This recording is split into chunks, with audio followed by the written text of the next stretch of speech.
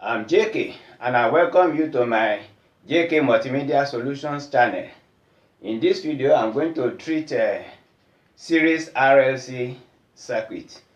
R means resistor and it contains resistance. L means inductor and it contains inductance, while C means capacitor, which contains capacitance. So in this video, I'm going to treat questions and answers that are associated with series RLC circuit. Please do follow me and subscribe to my channel as I make use of an example to illustrate the usually or commonly asked questions and the solutions to such questions. Example: in series RLC circuit 1, this circuit. Alright, let's go over the circuit. This is the voltage source. Definitely this is a AC circuit, alternating the current circuit. We have the voltage source, which is at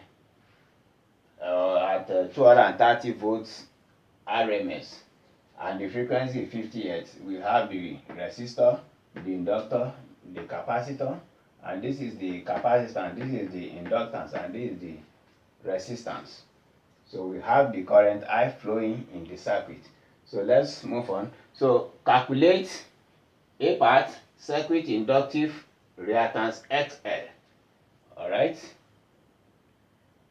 Then B, circuit capacitive reactance SC. SC has to do with the capacitor, while XL has to do with the inductor. Then C, circuit impedance Z. D, power factor PF. E, circuit current I. F, voltage drop across 100 ohm resistor VR. G, voltage drop across 100 millihenry inductor VL. H, voltage drop across 4.7 microfarad capacitor Pc. Pc is the voltage drop across the capacitor. Then the apparent power S. J, active power P. K, reactive power Q. L part, confirm the power factor using the voltage source Vs and the voltage drops across the three element RLC, and also SPQ.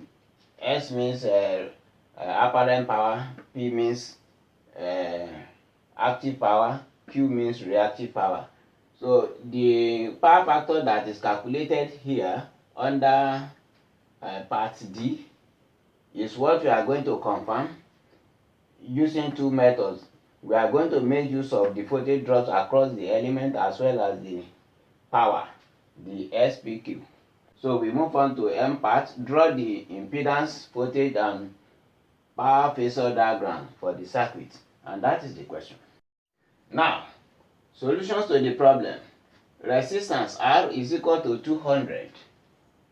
Inductance L is equal to 100 millihenry, and we convert it to Henry by dividing it by 1000, and the result is 0.1 Henry.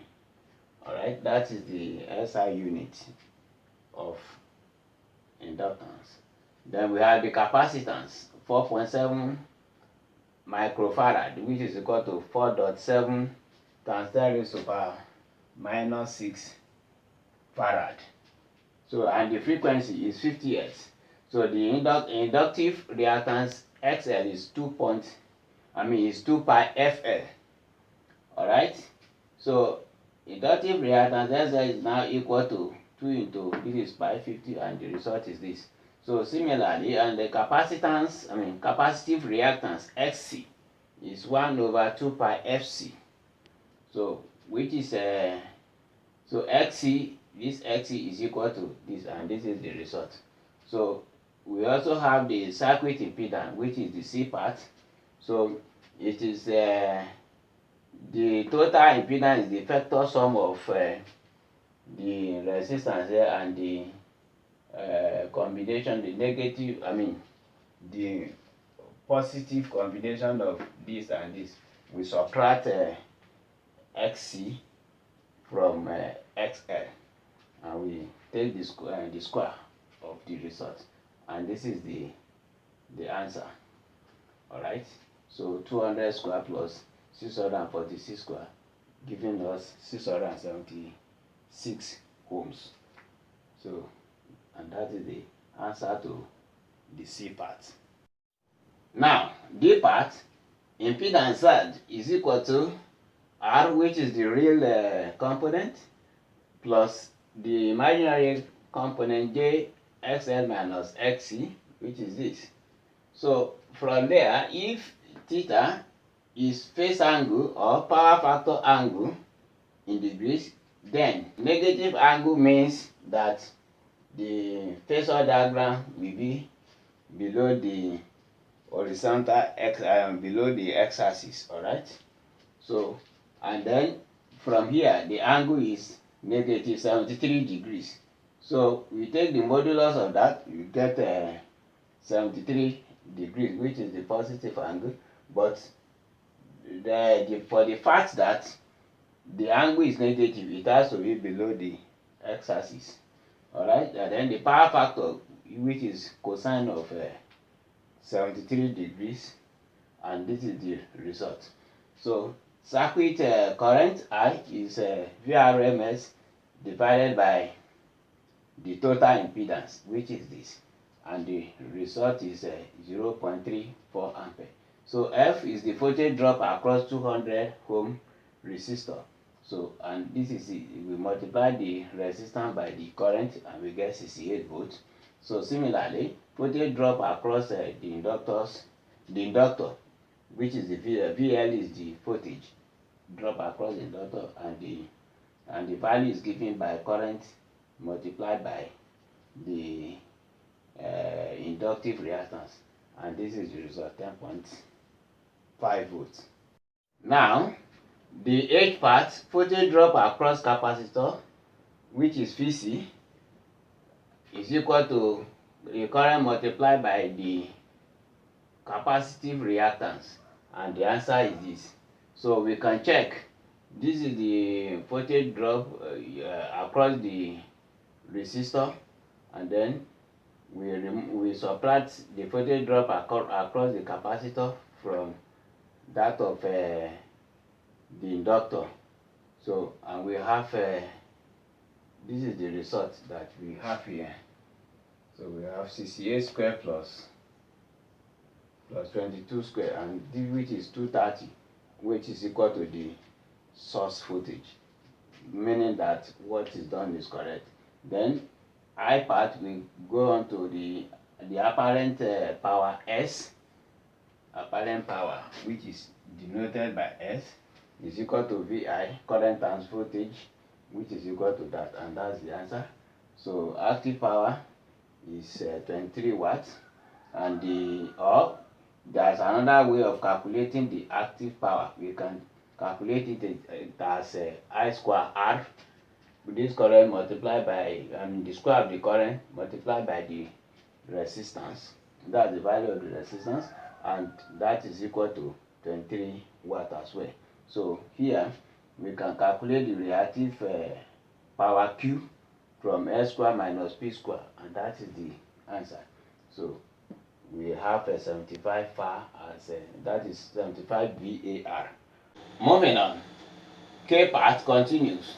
Reactive power Q can also be calculated from Q is equal to apparent power multiplied by sin theta, where theta is the phase angle, and the answer is 78.2 multiplied by sin 73 degrees, which is equal to 74.78, which is approximately 75 VAR, which is the same as the value calculated before for reactive power.